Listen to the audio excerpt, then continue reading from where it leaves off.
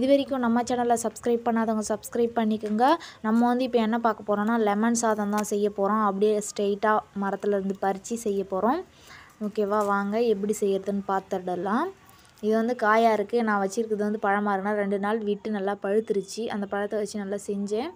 Okay, வாங்க நம்ம இப்போ செஞ்சிடலாம். இது ஃபஸ்ட்டு நம்ம என்ன பண்ணணும்னா நல்லா உருட்டி எடுத்துக்கலாம் தரையில். அப்போ தான் வந்து அந்த சாறு எல்லாமே வந்து நல்லா வரும். உள்ளேயே குழஞ்சி இருக்கும். நம்ம வந்து ஓப்பன் பண்ணதுமே சாறு அப்படியே வரும். அதனால் நம்ம அந்த போல் எல்லாத்தையுமே பண்ணிவிட்டு நம்ம வந்து ஃபஸ்ட்டு பிழிஞ்சி எடுத்துக்கலாம் சாறு எல்லாத்தையும். 4 எலுமிச்சம்பழம் எடுத்திருக்கேன். இந்த எலுமிச்சம்பழம் வந்து அவ்வளோவா புளிப்பு இருக்காது, அதனால் 4 எடுத்திருக்கேன். ஓகே, பூண்டு உரித்து எடுத்துக்கலாம். பூண்டு தான் வந்து முக்கியமே. நம்ம நல்லா அதை வந்து பூண்டை நல்லா உரித்து எடுத்துகிட்டு குட்டி குட்டியாக கட் பண்ணிக்கலாம். இல்லைனா நசுக்கி போட்டுடலாம். நசுக்கி போட்டாலும் நல்லாயிருக்கும், எண்ணெயில் வறுபடும் பொழுது நல்லாயிருக்கும். ஓகே, இப்போ நம்ம பச்சை மிளகாய் சேர்த்துக்கலாம். 4 பச்சை மிளகாய். நம்ம தேவையான அளவு பச்சை மிளகாய் எடுத்துக்கலாம். கொஞ்சமாக கொத்தமல்லியும் எடுத்துக்கலாம்.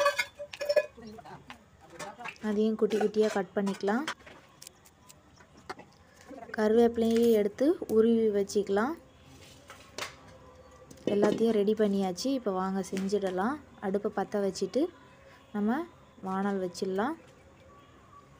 சரி, ரெடி பண்ணியாச்சு. இப்போ நம்ம செஞ்சிடலாம். வாங்க எண்ணெய் விட்டுக்கலாம். எண்ணெய் நல்லா சூடானதும் நம்ம கடுகை போட்டு பொரிஞ்சதும் நம்ம ஃபஸ்ட்டு வந்து மிளகாயை தான் சேர்க்கணும். மிளகாய் சேர்த்துக்கலாம். கொஞ்சம் நேரம் வதக்கி விட்டு கூடவே பூண்டு சேர்த்துக்கலாம். கொஞ்சம் வதங்கட்டும்.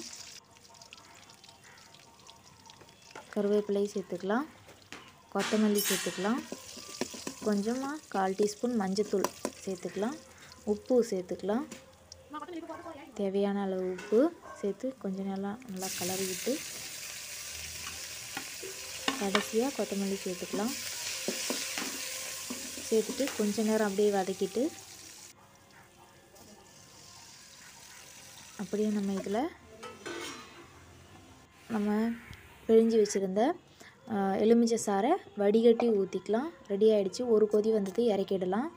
இறக்கிட்டு நம்ம ஆற வச்சுருந்தோம் சாதம் அதில் நல்லா அப்படியே ஊற்றி அப்ளை பண்ணிடலாம். நல்லா கலரலாம். ரொம்ப நல்லாயிருக்கும். அதாவது சாதம் செய்யும்பொழுது நம்ம வந்து நிறைய நேரம் வந்து கொதிக்க விடக்கூடாது. ஒரு கொதி வந்தவுடனே நம்ம வந்து இறக்கிடணும். இல்லைனா வந்து கசப்பு தன்மை ஏற்படும். அவ்வளோதான், லெமன் சாதம் ரெடி ஆகிடுச்சு. சூப்பராக வந்து இருந்தது. சாப்பிட்றதுக்கு நல்லா பிடிச்சிருந்துச்சுன்னா லைக் பண்ணுங்கள், ஷேர் பண்ணுங்கள், சப்ஸ்கிரைப் பண்ணுங்கள்.